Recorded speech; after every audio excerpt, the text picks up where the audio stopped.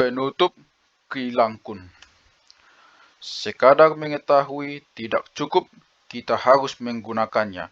Sekadar berkeinginan tidaklah cukup, kita harus bertindak.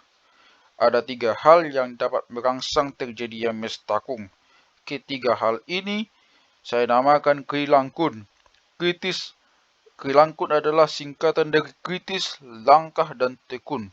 Siapapun dan apapun jabatan kita, pengusaha, guru, pedagang, pilot, dokter, sekretaris, karyawan, direktur, pejabat, hakim, bahkan supir, dapat berubah dari biasa menjadi luar biasa, dari good menjadi great. Caranya, lakukan Kilangkun agar terjadi mestakung. Kilangkun 1, kritis. Untuk merangsang terjadinya mestakung, yang pertama kita harus lakukan adalah menempatkan diri pada kondisi kritis. Menempatkan diri pada kondisi kritis dapat dilakukan dengan menentukan sasaran yang jelas. Sasaran harus setinggi-tingginya dan beri waktu yang cukup untuk mencapai sasaran itu. Misalnya, seorang calon dokter menetapkan target untuk menjadi dokter spesialis kanker yang terbaik di dunia 10 tahun dari sekarang. Atau seorang guru ingin menjadi guru yang mampu mengajar secara mudah, dapat menjadi penemu cara mengajar yang mudah dipahami dalam 10 tahun mendatang. Atau direktur perusahaan menargetkan penghasilan perusahaan naik 10 kali lipat dalam waktu 2 tahun. Pada waktu berkunjung ke Halmahera untuk memberikan orasi ilmiah di sebuah politeknik di sana, saya bertemu dengan Bupati Halmahera Utara, Bapak Hein Namotemo.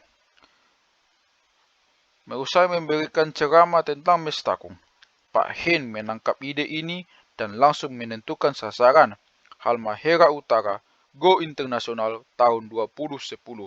Pak Hein menempatkan diri pada kondisi kritis. Saat itulah mestakung terjadi. Semua jajaran staf bupati siap mendukung.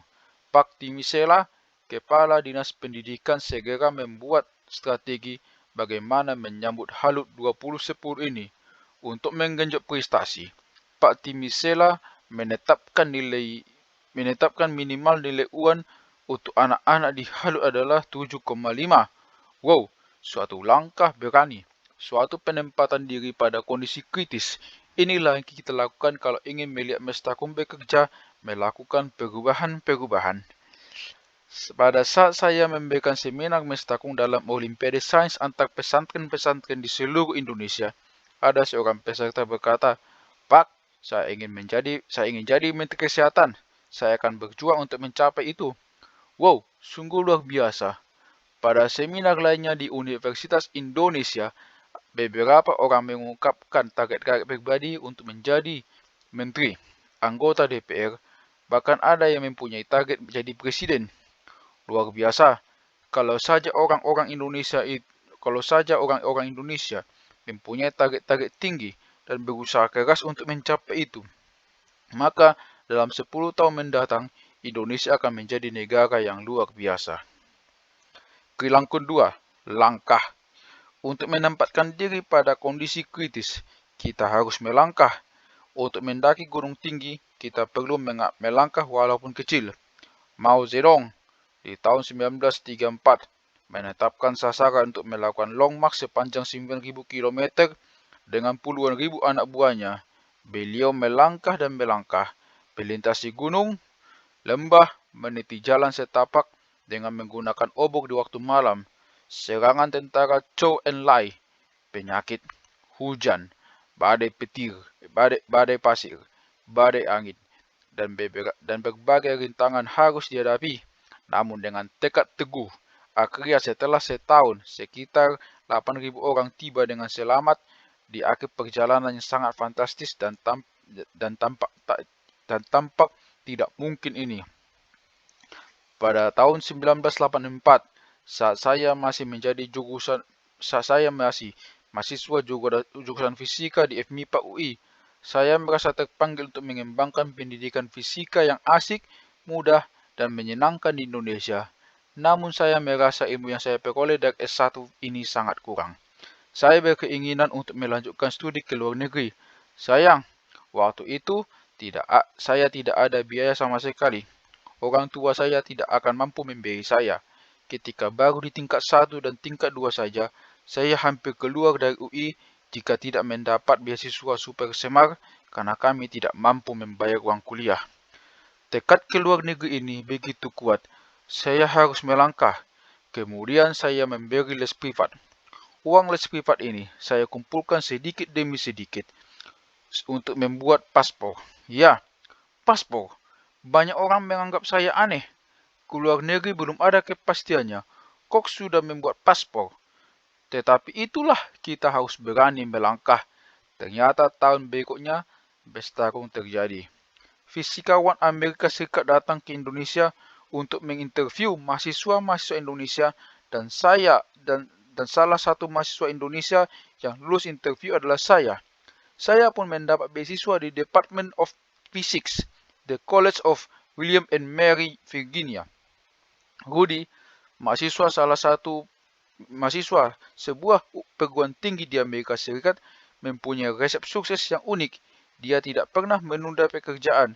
Ketika dia dapat tugas dari dosennya selama seminggu atau sebulan, dia menyelesaikan tugas itu di hari pertama. Ini berbeda sekali dengan kebiasaan anak-anak muda yang sering menyelesaikan pekerjaan di menit-menit terakhir, the last minutes. Menurut Rudy, kalau dia bisa menyelesaikan tugas lebih awal, dia mempunyai waktu lebih untuk berpikir lebih banyak.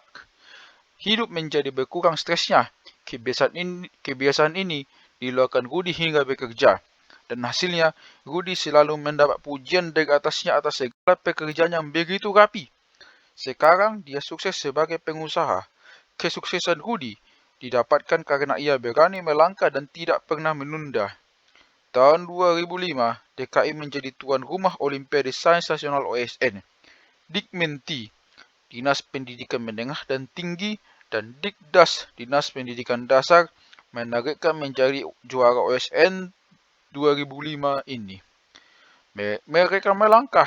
Mereka menyeleksi anak-anak berbakat, mentrainingnya secara intensif mulai Januari hingga September 2005. Mestakung terjadi. Semua bekerja bersama-sama untuk satu tujuan. Setiap saat, Kepala Dinas Pendidikan SMA, Bapak H. Magani, dan Kepala Dinas Pendidikan SD SLTP, Ibu Dr. Silviana Murni, memeriksa kemajuan dari training intensif ini. Hasilnya, dibandingkan tahun 2004, DKI hanya menduduki peringkat 4 dengan 5 medali emas, menjadi peringkat 1 di tahun 2005 dengan 33 medali emas. Peringkat 2 hanya meraih 5 medali emas. Fantastis. Jonathan Mailoa, sang absolute winner Olimpiade Fisika Internasional dan Pangus, dan sang The Best Eksperimen Olimpiade Fisika Asia juga merupakan hasil dari pembinaan intensif ini. Dinas Pendidikan Papua, Bapak James Umodo, senantiasa mendengungkan Papua tidak boleh kalah dengan daerah lain. Papua harus bisa juara di tingkat internasional. Semua ini ditargetkan sejak tahun 2003. Walaupun penuh tantangan di awal, namun Bapak James Modo maju dan maju terus. Mestakung terjadi. Anak-anak cerdas Papua bermunculan. Hasilnya, Septinus Joksaa menjadi juara The First Step to Nobel Prize in Physics 2004. Anike Bowaire menjadi juara The First Step to Nobel Prize in Physics 2005. Dan Surya Bonai menjadi juara The First Step to Nobel Prize in Chemistry 2006.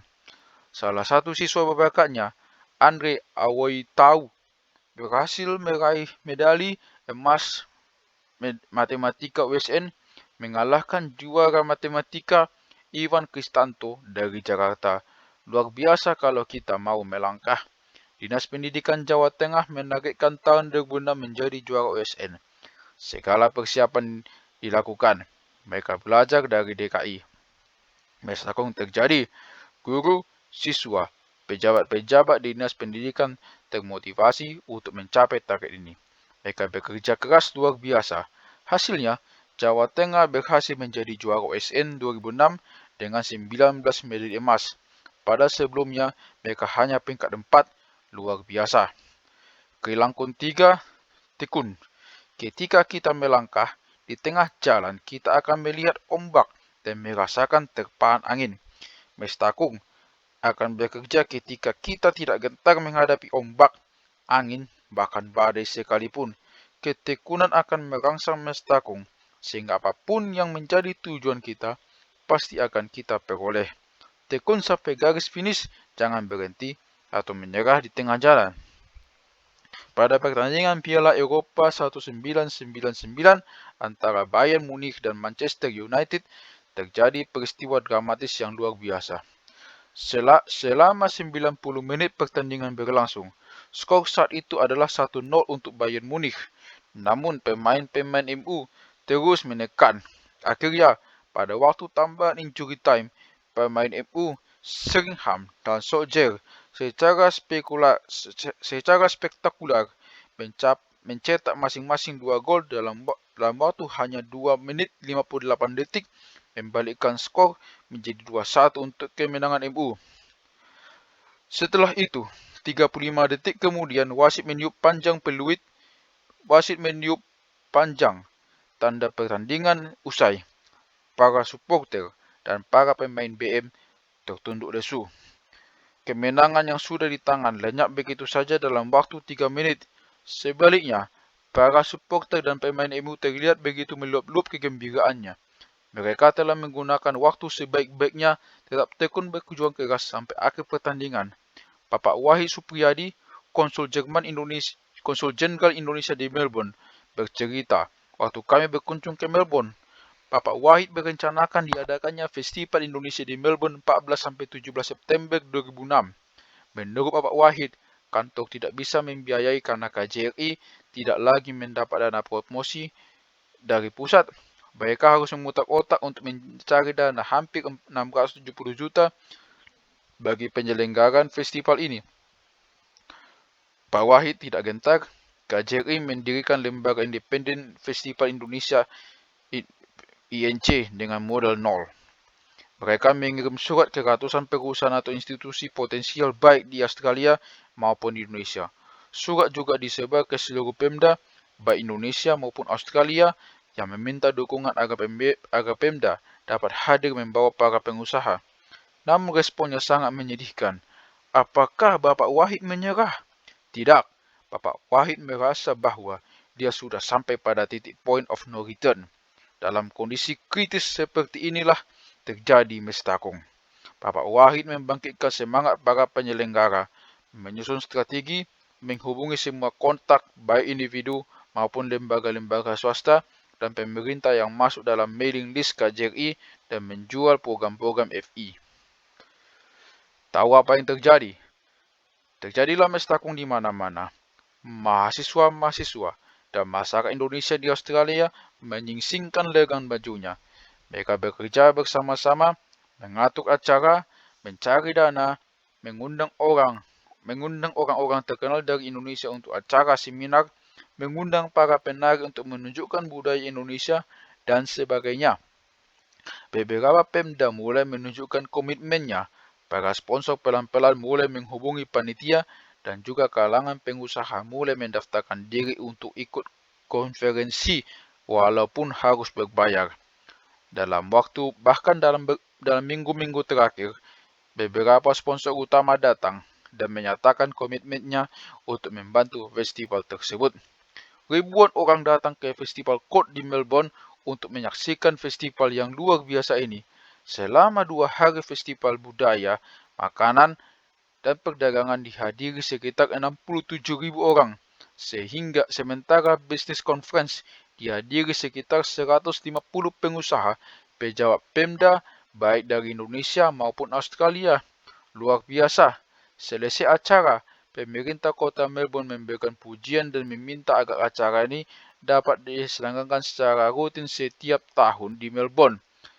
Pemerintah Melbourne bahkan berjanji akan mendukung termasuk pendanaannya. Luar biasa. Suatu karya yang indah terjadi kalau kita tekun mengerjakan apa yang sudah ditargetkan. Yang terakhir, the last but not least, yang tidak boleh dilupakan adalah faktor spiritual. Spiritual atau iman yang kuat akan memberi kekuatan ekstra ketika kita berada pada kondisi kritis.